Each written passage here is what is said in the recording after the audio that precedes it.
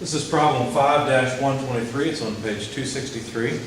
An insulated vertical piston cylinder device initially contains 10 kilograms of water, 6 kilograms of which is in the vapor phase.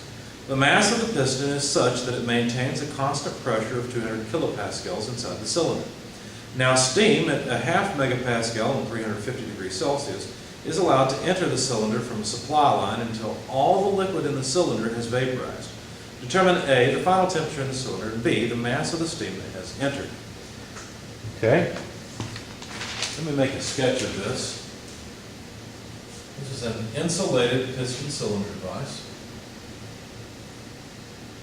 So we'll indicate the insulation as follows. What that really means is that it's adiabatic, no heat transfer.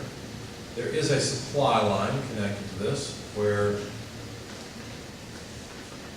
we call this the incoming state, so sub I.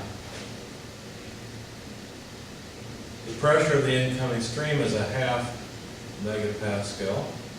The temperature of the incoming stream is 350 degrees Celsius. Okay? And the initial pressure, or actually the pressure throughout, is 200 kilopascals. That's constant inside of the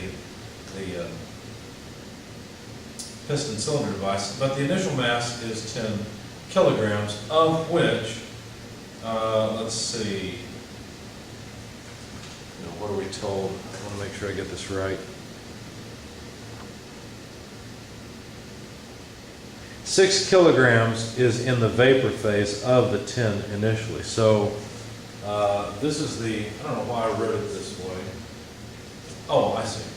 So the mass in the gas phase in state 1 is 6 kilograms. So this is all state 1 information. State 2 says that all of the liquid is vaporized. So what does that mean? Well, if we stop putting steam in to boil off the water, the liquid water that's already there, we stop putting this in just at the point where we've vaporized the last drop of water, then that means that the state of the system in state 2 is saturated. It's all saturated vapor. So the quality in state 2 is 1.0. Okay, so we're supposed to find the temperature in state 2. Well, that's pretty easy.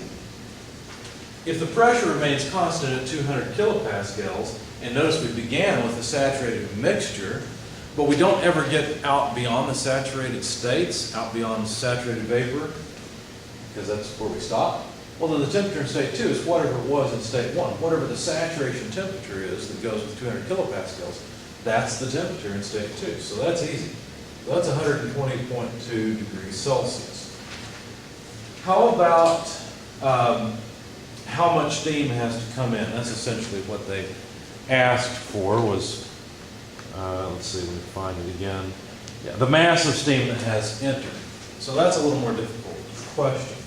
Now, what constrains the amount of steam that comes in? Well, the steam that comes in obviously carries excess energy with it. If you look up this pressure of a half megapascal and 350 degrees Celsius, you'll find that this is superheated steam that's coming in. In fact, you can look up the enthalpy of the incoming stream.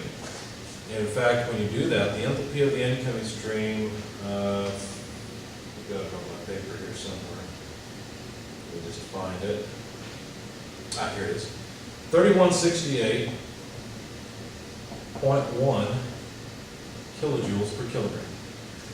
That's the enthalpy of the steam coming into this system. So, anyway, some of this enthalpy will be used in order to boil off water. Now notice there's two different forms. Not only is there internal energy, there's also flow energy being carried into the system by the steam. And that's why we have to use the enthalpy to represent the amount of energy that comes into the system. Now speaking of energy, we should probably go for a mass and energy balance, since we have to do that anyway. The mass in state 2 less the mass in state 1 must be equal to the mass that comes in. So let me note that's what we're looking for. Okay. Should separate these because these I's have to do with what's coming in. State 2 is the whole thing once the system is stopped at state 2. But there's our mass balance. Doesn't seem like much, but there it is. We do know the mass in state 1, and if we knew how much mass came in, we'd know the mass in state 2 and vice versa. So there's two unknowns in one equation. How about the energy balance? What could we do with it? Well, energy in minus energy out equals change in energy of the system. Now, we have to be careful here. Energy obviously comes in as carried by the flowing stream, so that's not too bad. Whatever mass comes in times the enthalpy it carries would represent the amount of energy that comes into the system. So this is the flow and thermal energy carried in by the steam. So that's not a big deal. What about energy that leaves? Well, there's no heat transfer, so is there any energy that leaves? Yes. There's boundary work, because the size of the boundary grows. The size of our system boundary grows. And so yes, there's boundary work that leaves. We have to account for that. Anyway, that equals the change in energy of the system, which is M2U2 less M1U1. Okay? Now, we're interested in how much mass comes in, so let's solve for this energy term. MIHI equals M2U2 less M1U1 plus the boundary work that leaves. Now, we have to be careful here because we know the boundary work is boundary work at constant pressure. So couldn't we just write something like this? Couldn't this just be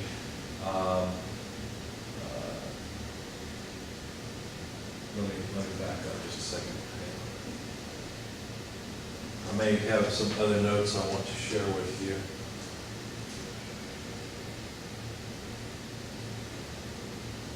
Yeah, I don't have this in the sheet, so if you look this up, if you look up this solution on the sheet, I don't have this. I want to think just a little bit more detail about that boundary work. Remember boundary work, we always like to write it this way.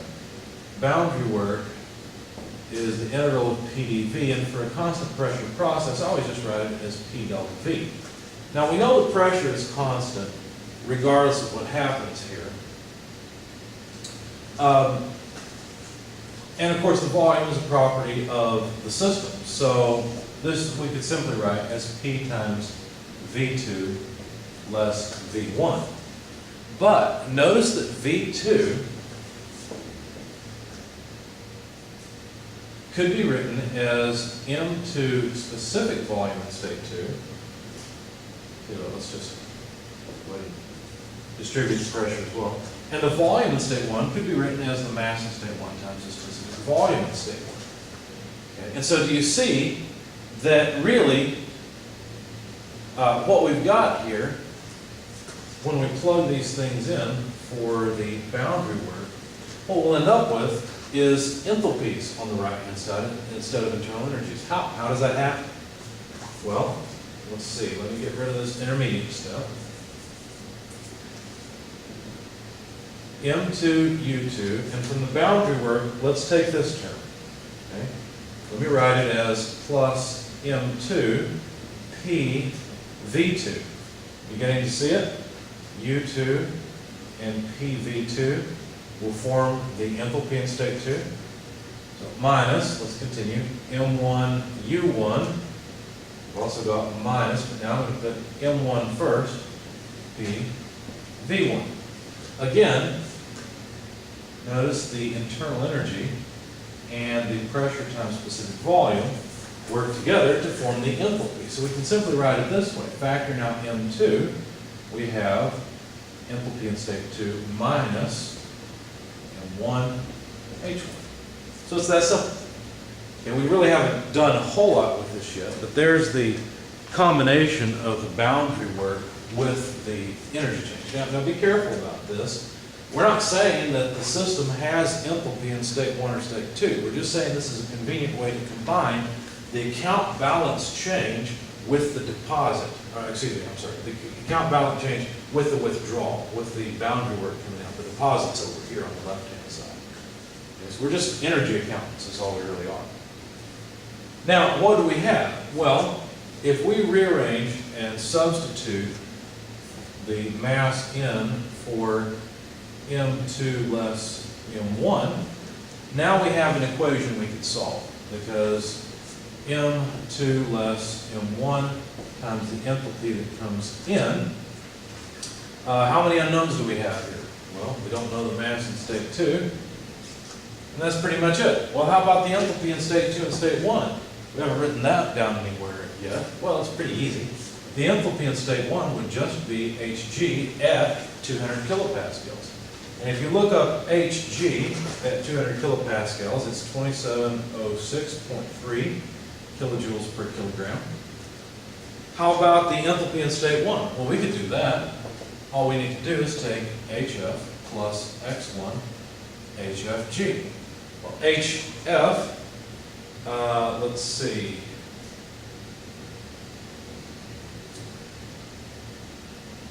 Looks like I did not write the numbers down. Let me go look them up. That would be beneficial. You should do this too, of course. So in the back of your book at the first appendix, we're looking for the saturated tables for steam and 200 kilopascals.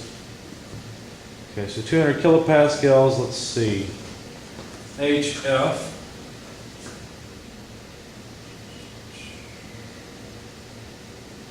Saturated water pressure table, make sure I get the right thing. Yeah, it looks like it's 504.71. What about the quality in state 1? Well, that was given in the problem statement indirectly. Notice that 6 kilograms out of 10 is a quality of 60%. HFG at 200 degrees Celsius is 2201.6. And of course, these are all kilojoules per kilogram. So anyway, plugging all that into your calculator, or when I did this, I got an enthalpy in state 1 of 1825.6 or so kilojoules per kilogram. Okay? So now let's go back over here and solve for what we want to know. What do we want to know? We want to know the mass in state 2. Well, I won't belabor it. If you just solve for the mass in state 2, it's just algebra from here. You should get the enthalpy that comes in less the enthalpy in state 1 divided by the difference between the state 1 and state 2 enthalpy multiplied by the mass in state 1. I'll let you do the algebra to get from here up to here. Okay? So you multiply these out, move them to the same side, move the other term to the other side. Hopefully you can see that you can get this out. Okay, so the enthalpy coming in, 3168.1 less enthalpy in state 1, 1825.6 divided by enthalpy in state 1, 825.6 less enthalpy in state 2, 2706.3 multiplied by 10 kilograms, because notice the total mass in state 1, even though some of it was in the vapor phase and some in the liquid, the total mass was just 10 kilograms. That's a marker for my video. So anyway, the mass in state 2 then becomes 20, I don't know if this is 20, yeah, there it is, 29.07 kilograms. There's more mass in state 2 than there was in state 1, which makes sense, because of course we've got mass flowing in. So how much mass actually came in? Well, the amount of mass that came in is 29.07 less 10, right? So just 19.07 kilograms is the quantity of mass that we have to flow into this thing to evaporate the liquid that's already there. And of course, notice that the two sort of meet in the middle. Basically, this is a superheated steam. So it comes in, gives up its energy to help evaporate some water, but ends up as a saturated vapor at 200 kilopascals. So its enthalpy will drop from 3168.1 to the enthalpy of saturated vapor in state 1, and that would be just Hg. And if you look that up, that number is 2706.3. So there's only a drop of, you know, what, 400 or so kilojoules per kilogram? No, that's wrong. No, that is right. Yeah, about 400 kilojoules per kilogram or so. So it takes quite a bit of energy to boil off what's already there, but anyway, there's the solution.